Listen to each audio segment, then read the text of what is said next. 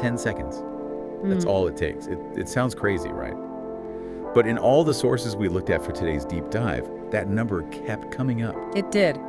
10 seconds of being given just a little bit of power. Right. A single approval button you can press, a voice that's suddenly given a bit more weight, and you begin to change. It's that little internal flash, that chemical reward that says, I matter more now than I did a moment ago.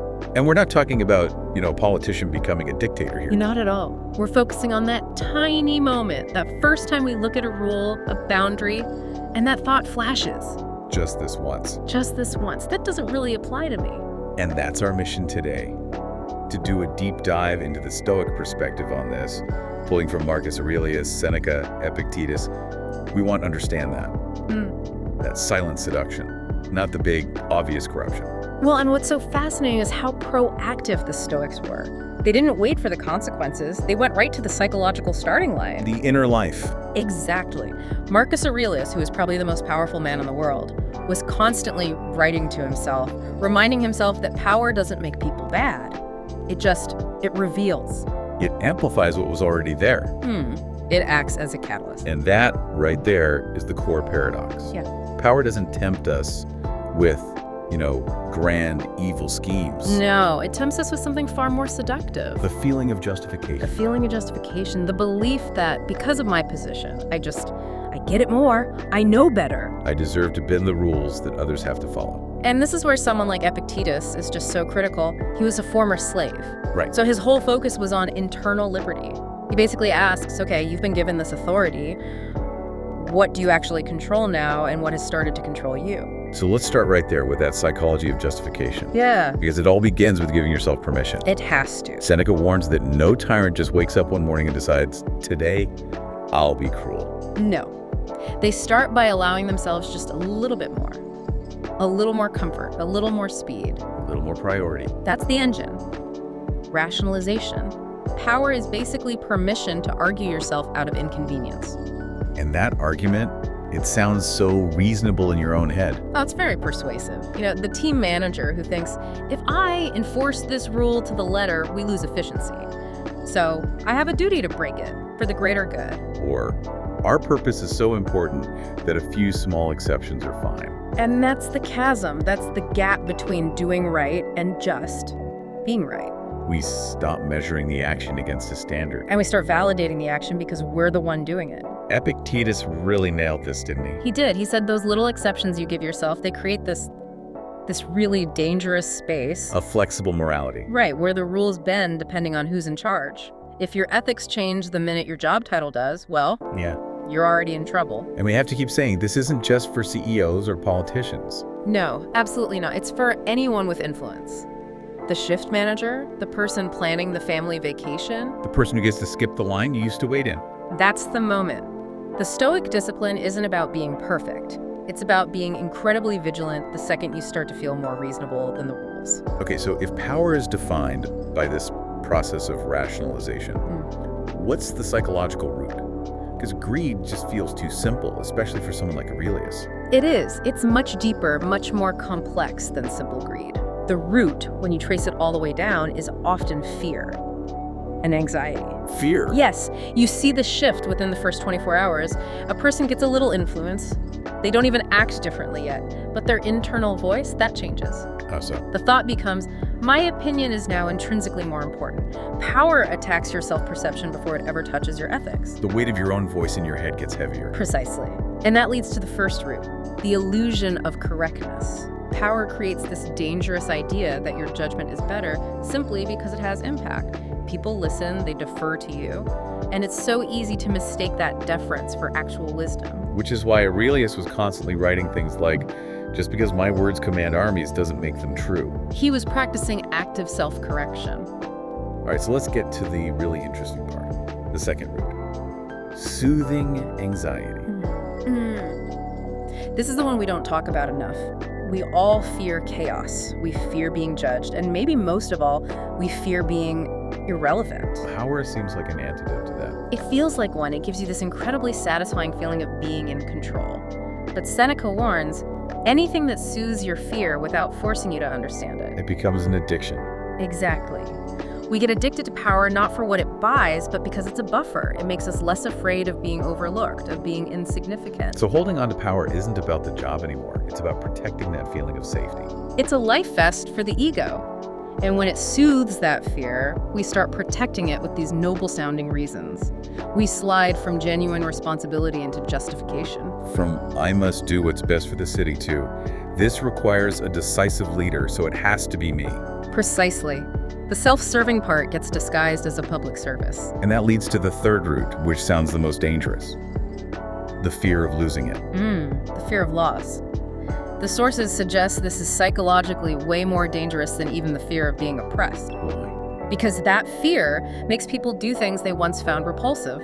Think of the manager who championed employee rights, but now they're suppressing dissent because they feel threatened. So power shifts from being a tool To being a shield for the ego. So the Stoic response to all this, it's not some complicated moral flowchart. No, it's much simpler and much harder. It's disciplined, cold-eyed self-observation. Asking yourself, And what am I actually afraid of right now? Power almost never latches onto greed first. It latches onto fear. okay, let's transition then, because power isn't a solo act, it's maintained by the rest of us. The sources say that after about 3 months, a new power structure isn't normalized by tyranny. No, it's normalized by convenience. People just adjust to make things less troublesome. That is the system's complicity. It's so critical to understand this. Power is rarely sustained by brute force. It's sustained by accumulated weariness. The path of least resistance becomes the default. Exactly. And the first mechanism for that is how the system rewards pleasant compliance, not difficult integrity. Right.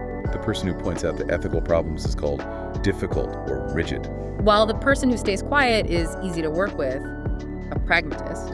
Seneca saw this so clearly. He said, virtues that inconvenience the system always get relabeled as flaws. The system doesn't hate morality. It just hates morality that slows it down. And the second mechanism is that collective fatigue. People adapt not because they're bad, but because challenging every small deviation is just exhausting. It costs you peace, it costs you energy, maybe even your career. Epictetus has such a severe take on this. The most dangerous slave. Is the one who has forgotten they ever had a choice. Power lasts because people learn to live with the small discomforts rather than pay the price of resistance. Which brings up this really profound paradox of structure.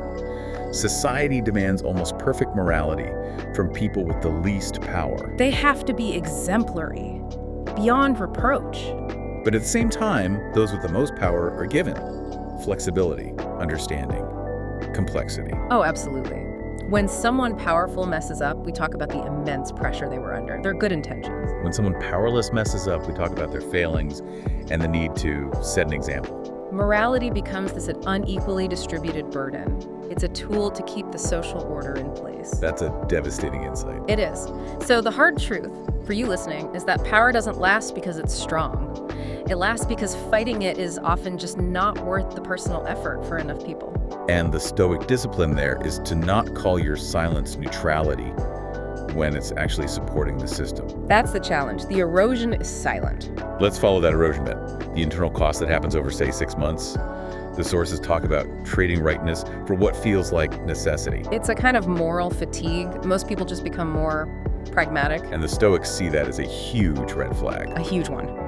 There's a clear 3-step slide in how you evaluate things. You start by asking, is this right? Okay. Then after a while, that becomes, is this effective? And finally, in the late stages, you just ask, is this necessary? Wow. When that moral question is replaced by the instrumental one, is it useful?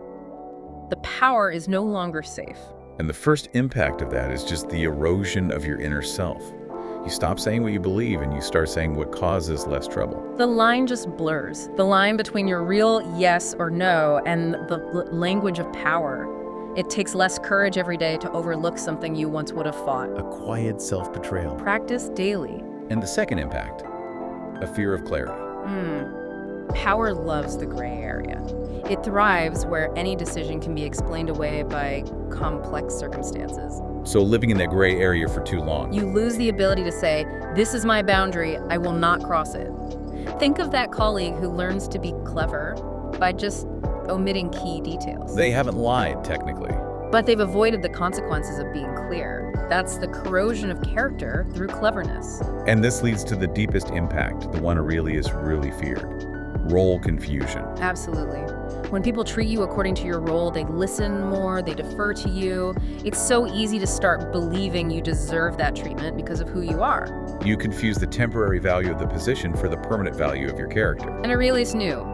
All power is temporary. Character is the only thing you take with you when you leave the throne. So, if we accept this, that power is this corrosive force, what are the Stoic strategies? The actual, practical, probably uncomfortable ways to defend yourself? The goal isn't to get rid of power. It's to build internal systems that reduce the friction between that power and your conscience. It's about building resistance. So, strategy 1, the inner observer. This is more than just reflection. It's about imposing limits on yourself that nobody else is asking for. Like Marcus Aurelius writing to himself. Exactly. The core question is deeply uncomfortable. If nobody knew, would I still do this? That discomfort is the shield. Okay, strategy 2. Intentional slowing. Power creates this illusion that you have to be fast, decisive. That speed is where the mistakes happen. So you force a delay. You force a delay. It might irritate people, but it acts as a firewall for your integrity. It protects you from turning power into a reflex. Strategy 3 is the humble space. You have to maintain a space where your opinion carries no special weight, where you have no power. Why is that so important? Seneca argued you can't have an accurate self-image if you only exist in places that celebrate you. Go volunteer. Spend time with people who knew you before your title. It stops that confusion of value and position. It keeps you grounded. Strategy 4, welcome challenge. Allow yourself to be questioned without getting defensive. Power makes any challenge feel like a personal threat. And Aurelius said, If a question makes you irritable, it's probably the one you need to hear the most. The trick is to separate the professional critique from the personal attack. And finally, strategy 5, which feels so counterintuitive today, morality without reward. Right. Don't use your power to protect your moral image. What do you mean by that? True Stoic virtue only has value when it offers you zero benefit. If doing something makes you look noble or virtuous, you have to question your motives. Are you doing it for the right reason or for the psychological reward of being seen as a good person?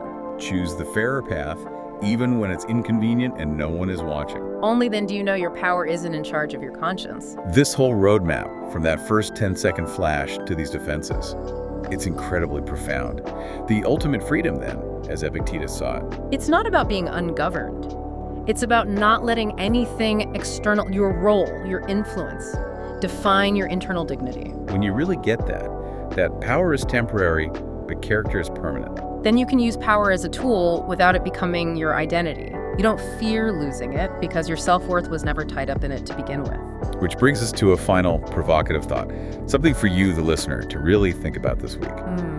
If the power you hold, whether that's over a company or just influence in a single conversation, if it all disappeared tomorrow, what part of you would remain completely, unshakably intact? The greatest power, in the end, isn't governing others.